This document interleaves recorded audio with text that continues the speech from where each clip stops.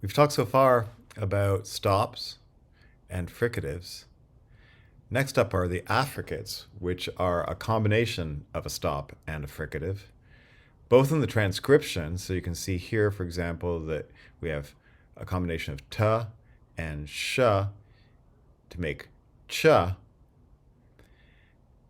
Also, the pronunciation, it does start with a stop and then changes into a fricative in the course of this segment. The next set of consonants that we'll talk about are the nasals, and these are one more step in our continuum from the most consonant-like of consonants up through the most vowel-like. The nasals have freely flowing air during their production, unlike the fricatives in which they're obstructed, but the air is flowing through the nose, of course, since they're called nasals. These are always voiced. Now, I haven't talked too much about the production of voicing. One way to get a sense of it is to put your hand on your glottis when you produce a voiceless and a voice sound. And the fricatives are good because you get the contrast between voiced and voicing, unlike the nasals. So s, z, z, so z and z, you should be able to hold the z and feel the vibration of the vocal folds during the voiced sound. Let's take a look at a nasal again in our with our handy MRIs. So here's the labial nasal or bilabial nasal m. Mm. Ama. So you should be able to see when this is playing that during the nasal portion, we're getting the velum is opening up and allowing air to flow. So it'll be closed during the vowel and then open up for the nasal. I'll play it again so you can see that. Imi. Mm. Ama. Ama. We have nasals at three places of articulation in English. Ma, bilabial, na, alveolar, and ang, which is a velar nasal. Now I called this ang rather than nga. Why? I'll pause for a second so you can think about what the answer might be. The answer is that we don't have any words in English that start with ang or angma. There are no nga words, and so it's hard to pronounce it. And in fact, if I tried to say nga and na, you might have a hard time hearing the difference between the two of them. So we'll call that one ang instead of nga. The next category of sounds is the liquids, which have freely flowing air through the mouth. And these, again, are always voiced. There aren't voiceless liquids in English, except in certain environments, and we'll talk about that later. So we have la, the lateral, and ra, the retroflex in English. Finally, the glides are the most vowel-like of consonants, wa and ya. And you might try saying woo and ye versus we and you.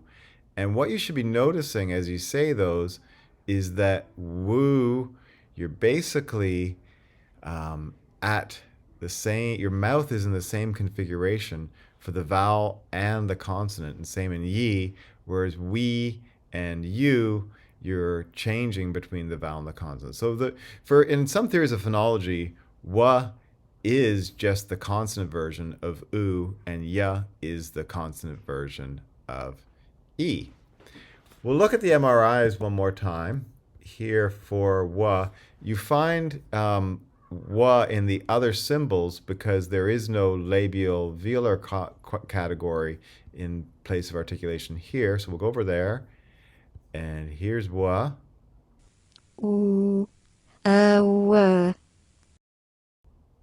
What I want you to notice this time is that there really isn't complete closure either at the lips or the velum. So this is a complex segment that has closure both of the lips and the velum, so labiovelar, but the closure is not at all complete. So take a look again. W.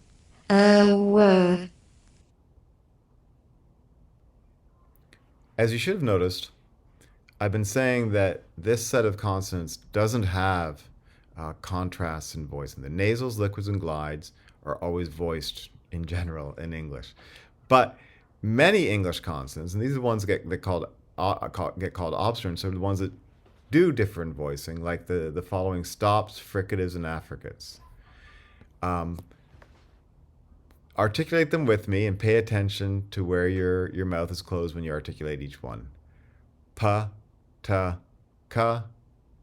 Labial, coronal, or velar. Well, those were labial, coronal, and velar. Ba, da, ga. Then try saying the fricatives and paying attention to where your mouth is being closed. Sa, sha, tha, fa, za, ja, the, va. And finally the affricates, cha and ja.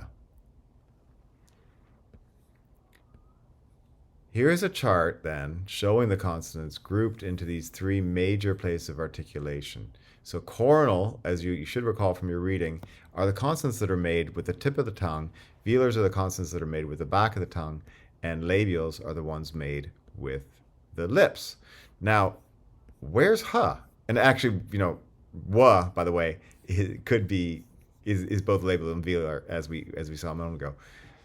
Ha is not on this chart, right? Because as we saw, it is not made with oral closure. It's made with closure at the glottis.